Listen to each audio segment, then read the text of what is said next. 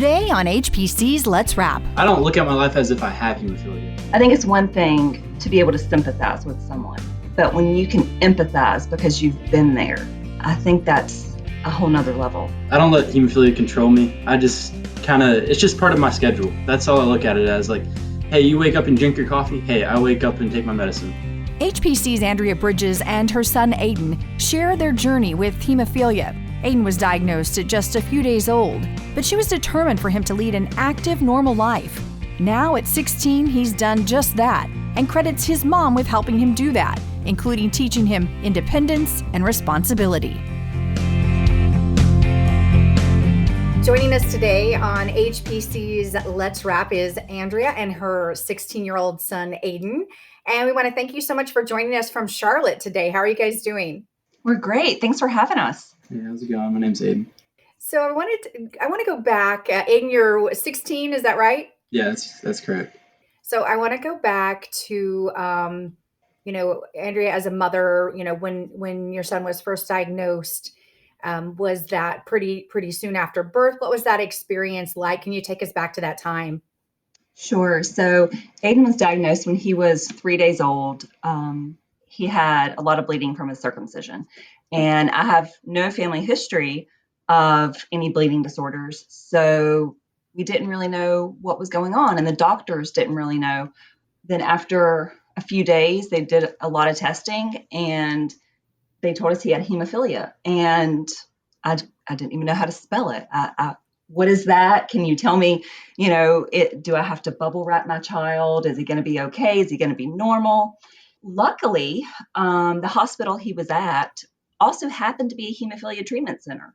So that was really a blessing because not every hospital is a treatment center. And if it hadn't been, he could have gone on bleeding much longer and we wouldn't have, known what was going on.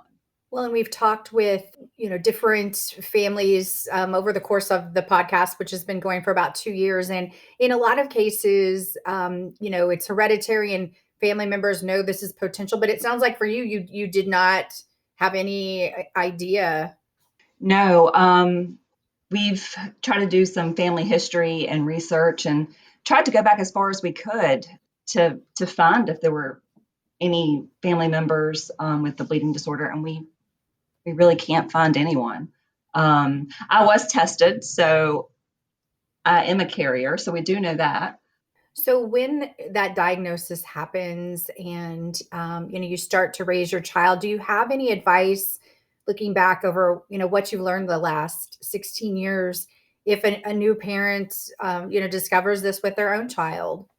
What I like to tell other moms and other families when I meet them and they have a newly diagnosed, sweet, precious baby in their arms, your baby is going to be fine. Your baby is going to be normal.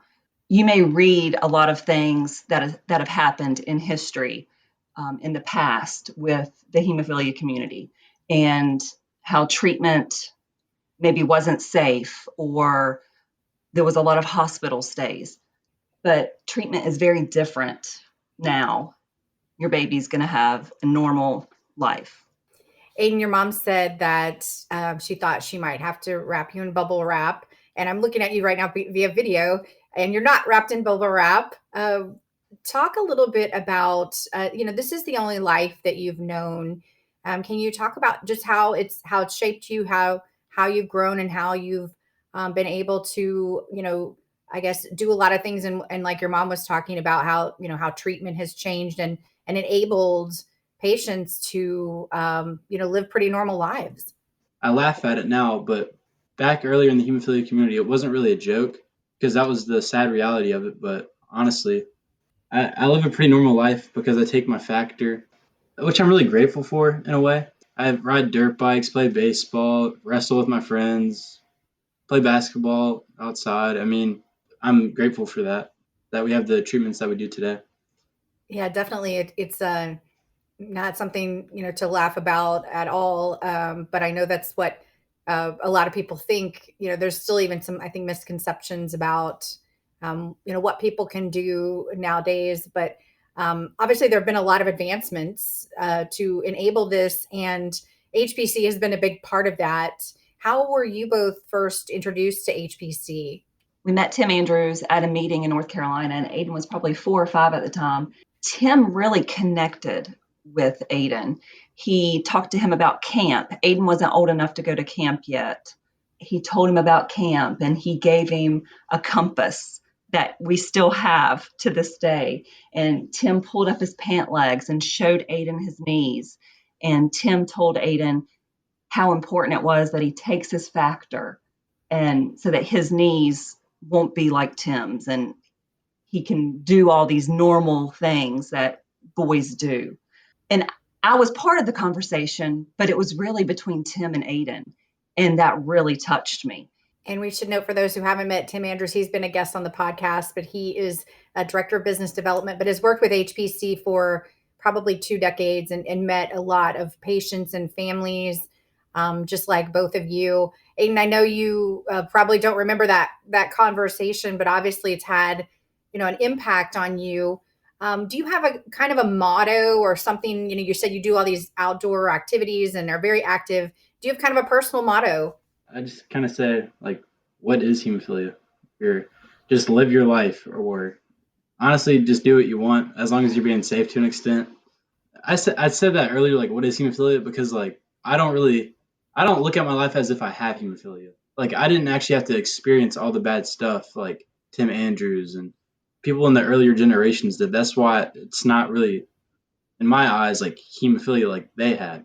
I think what you're trying to say is, the time we're living in, because of the research and things that have been done before you're able to, say the things you can today and live the life that you're living. That, like, I feel like, honestly, I haven't really experienced hemophilia to my knowledge. Like, they have, like I have everything I need, like the medical treatment, the doctors, the right community. I have just about everything I need. Back then, that wasn't really a thing. That's what I'm fortunate for. And I think in earlier days, there was more dependence on others. How have you been able to, as you've gotten older, become a teenager, be more independent? And Andrea, how have you helped Aiden, do that? I've become more independent because everyone who I hang around pretty much knows I have hemophilia. So if something serious were to happen, they would just call my mom. That's how I've pretty much become independent. I've also taken over with doing like my shots, infusions, that kind of thing. Kind of do it all myself now. Andrea, what was that like, teaching him or helping, kind of enabling him to become independent? Aiden has really taken charge and owned his hemophilia probably for the past 7 years.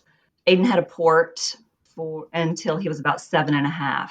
After Aiden's port was removed, we started peripherally infusing him. And I did that for probably 3 years. And just through going to camp, going to meetings, having mentors like Tim Andrews, Aiden started infusing himself. And I would still help, but it's probably been 5 years since I've stuck Aiden. Yeah, it's been a long time. Aiden has really taken charge of the hemophilia. And while he maybe does some risky activities for a hemophiliac, he does infuse prior to that. He does a lot of weightlifting, dirt bikes. He's very active, but he does manage his infusions himself 100%. Practicing that safety and, doing all you can to live that healthy, active life. Absolutely. I've always told Aiden, you have friends at school with peanut allergies and they have EpiPens. You have friends at school that have other medical things going on. Just be fortunate that you can walk to the cabinet or walk to the refrigerator and get your medication. We have safe medication that you can take. So just take the medication as you're supposed to, and things will be okay. Aiden, have you met younger kids now who are, who have hemophilia, have been diagnosed, and have you been able to, I guess, share your learnings or teach them anything? Whenever we go to camp, I feel like we're all just like there to have fun. We all so someone might do it a different way, and I could take something really cool out of that experience, like how they put the needle in their arm, or how do they mix it, or just like little tricks or something like that. You can learn a lot just going to camp, stuff you didn't even know. And when you've met the different peers, do you guys all kind of have similar experiences as far as people having maybe misperceptions about hemophilia? We were normal kids. We didn't really bring it up that much, except for when it was time to go to the med shed. We would shoot up, or not. That's not a good word. We would infuse, and then we would go back to having fun and beating each other up back in the cabin. Just gonna be honest, we were there to have fun. We lived basically a normal life, but we didn't really talk about it that much. No, I think that's good. I think that's, you have this shared connection, but yet it's not defining you. You're going on, you're going to camp, you're having fun. So I think that's fantastic. Hemophilia is part of Aiden's life, but it's not his entire life. Yeah. I don't let hemophilia control me. I just it's just part of my schedule. That's all I look at it as. Like, hey, you wake up and drink your coffee. Hey, I wake up and take my medicine. That's all it is to me. It's just another thing in my routine. It sounds like you've learned how to manage it very, very well. For the most part, yeah. I mean, every now and then my mom will be like, did you forget to infuse today or something like that? And I'm thankful for that because, yeah, I might have, or just that's every now and then, though. Working with HPC, they have this wraparound care model where it's more than the medication. It's kind of an all-encompassing thing. But Andrea, as a mother, you have personal firsthand experience, and it's also what you do for a living. So how does that help you, and how are you able to help others because you have a personal experience, at home? I think it's one thing to be able to sympathize with someone, but when you can empathize because you've been there, I think that's a whole nother level. When some of these families are having bleeds or they're facing hardships, to be there for them and to help them find their way through whatever problem they're facing, whether that's a bleed or how are they going to get to their treatment center appointment, to help them navigate rough waters is what I enjoy doing most. Aiden, are you proud of your mom, for the work that she does with HPC? I can tell my mom actually cares about the community because she does go to the events.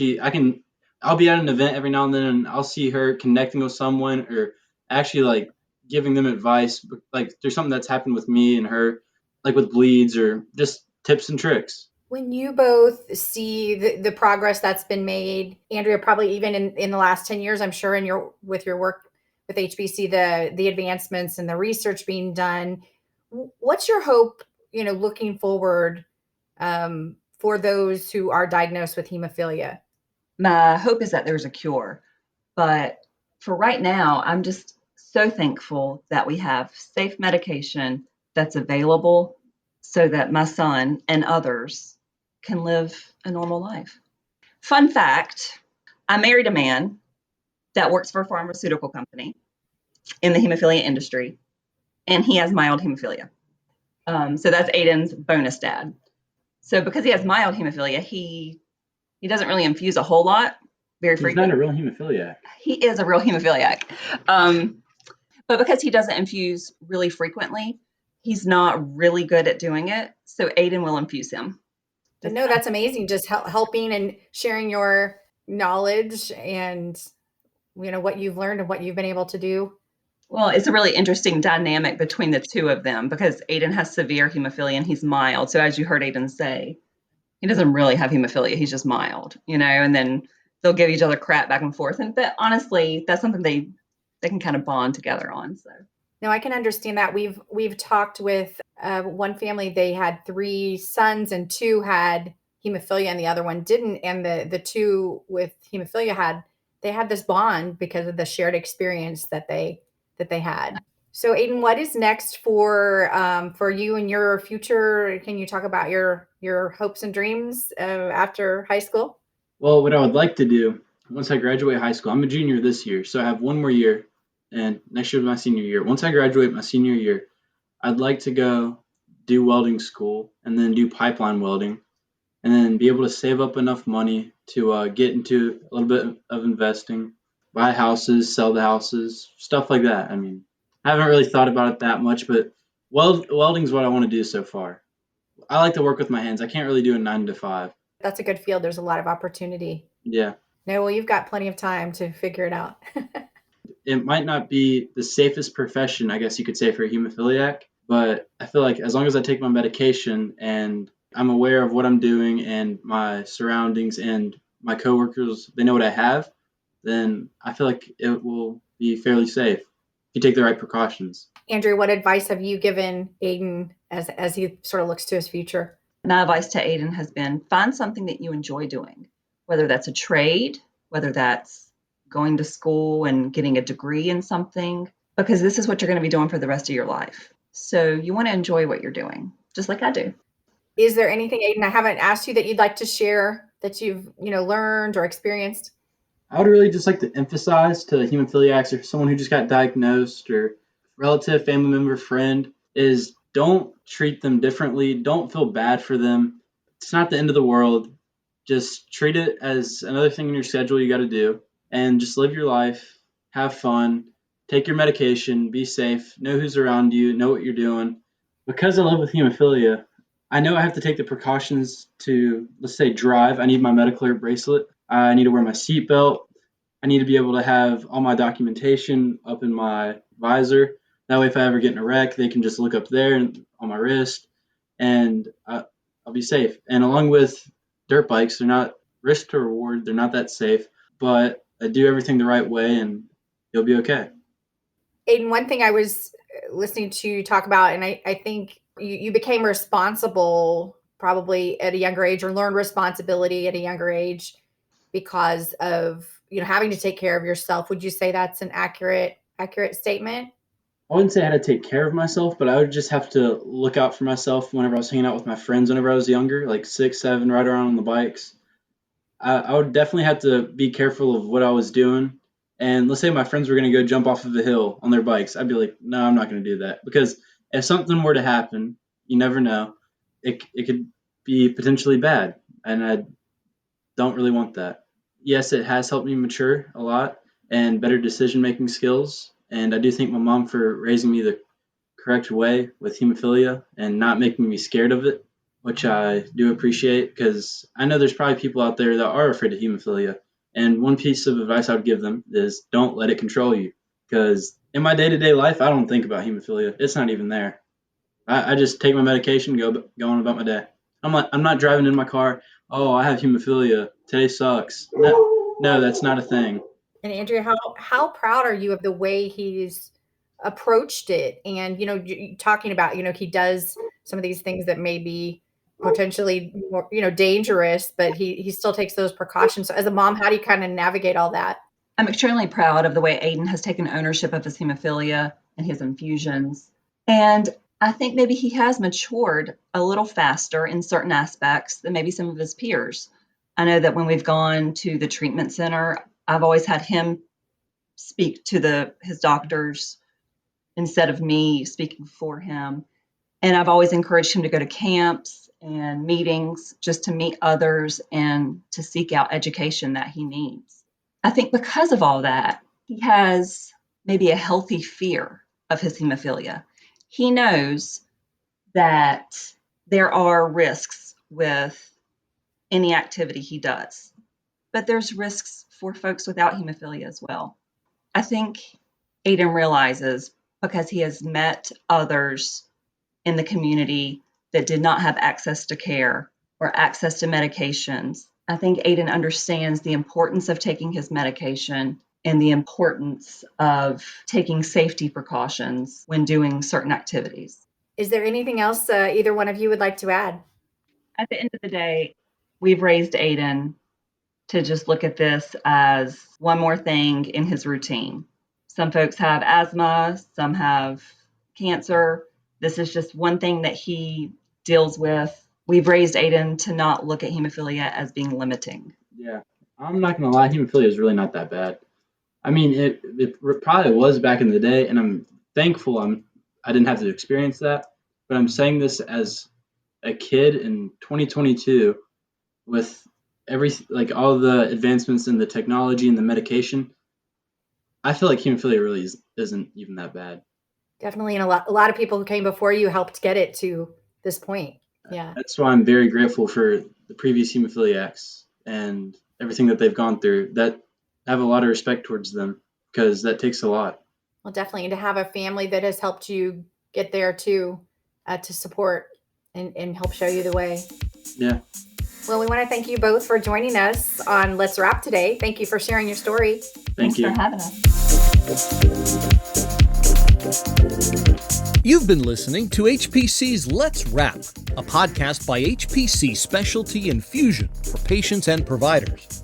We're proud to specialize in patient health and happiness at hpcspecialtypharmacy.com or call 1-800-757-9192.